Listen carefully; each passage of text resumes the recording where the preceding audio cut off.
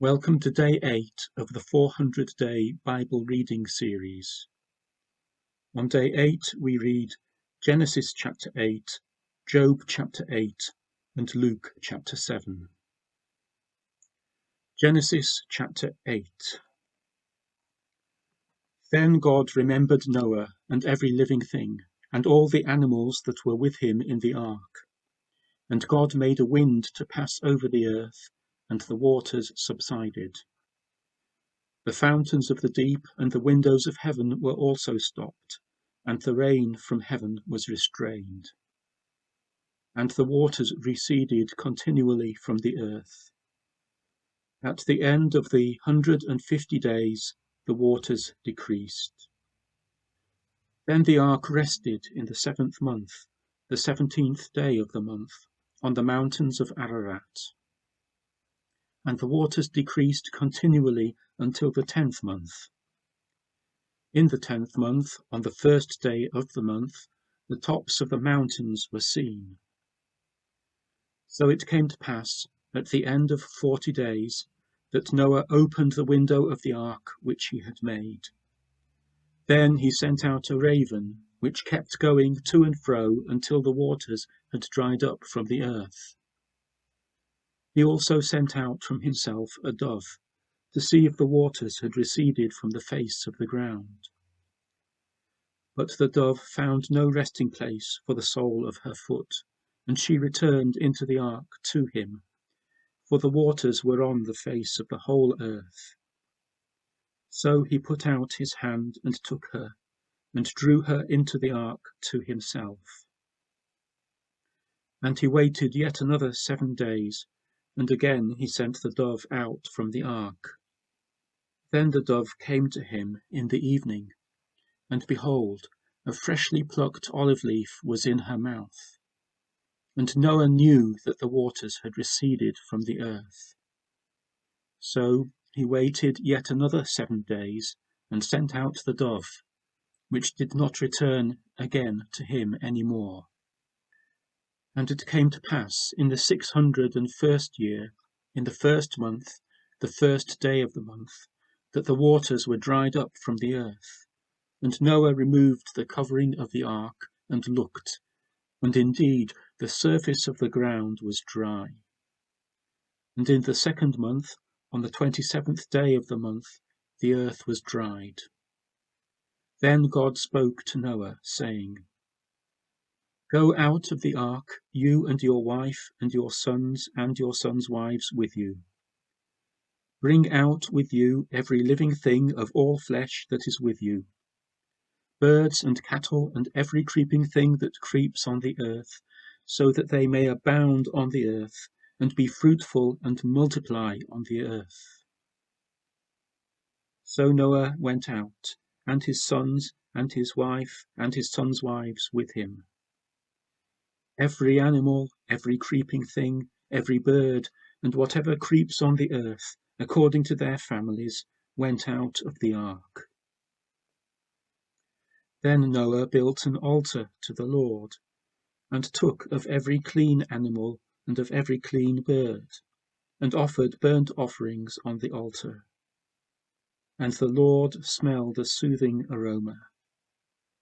Then the Lord said in his heart, I will never again curse the ground for man's sake, although the imagination of man's heart is evil from his youth. Nor will I again destroy every living thing as I have done. While the earth remains, seed time and harvest, cold and heat, winter and summer, and day and night shall not cease.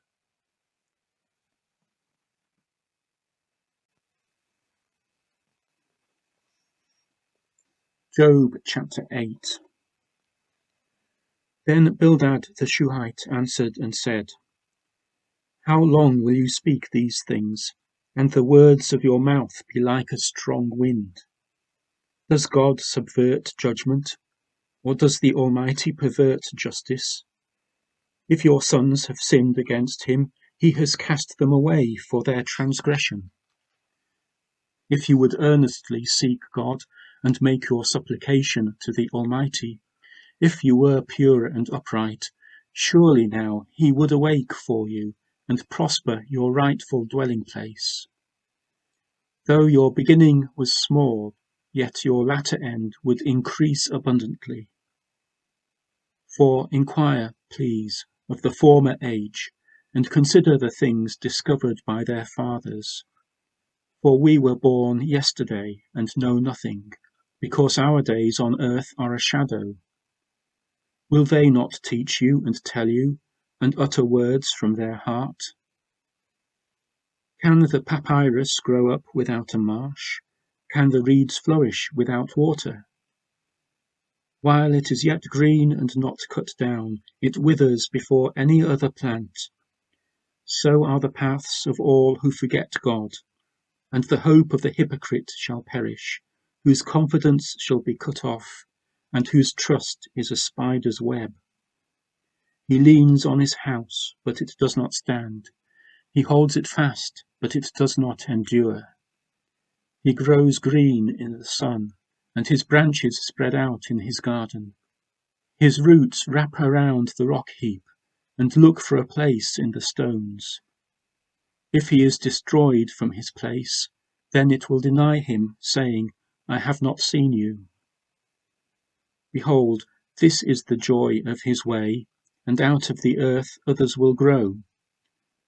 Behold, God will not cast away the blameless, nor will he uphold the evildoers. Yet he will fill your mouth with laughing, and your lips with rejoicing. Those who hate you will be clothed with shame, and the dwelling place of the wicked will come to nothing.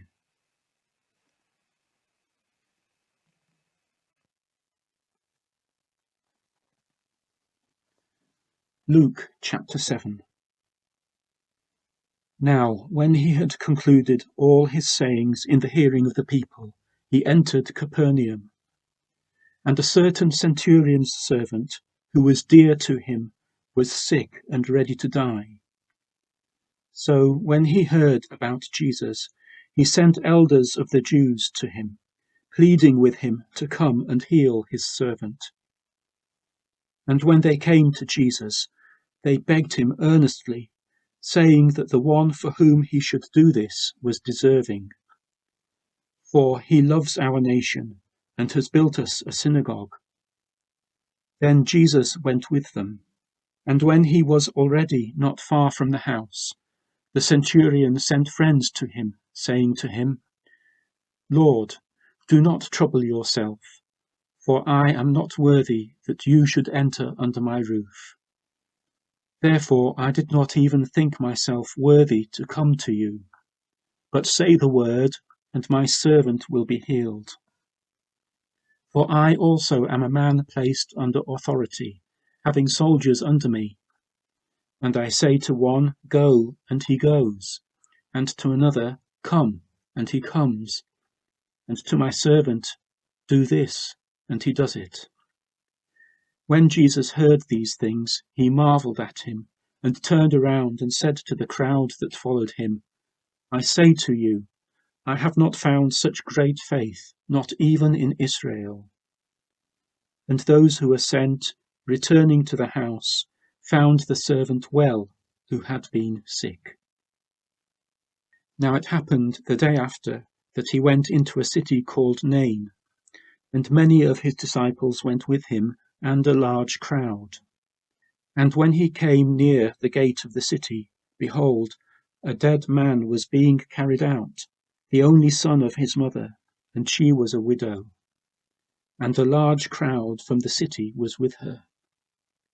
When the Lord saw her, he had compassion on her, and said to her, Do not weep. Then he came and touched the open coffin, and those who carried him stood still. And he said, Young man, I say to you, arise. So he who was dead sat up and began to speak, and he presented him to his mother.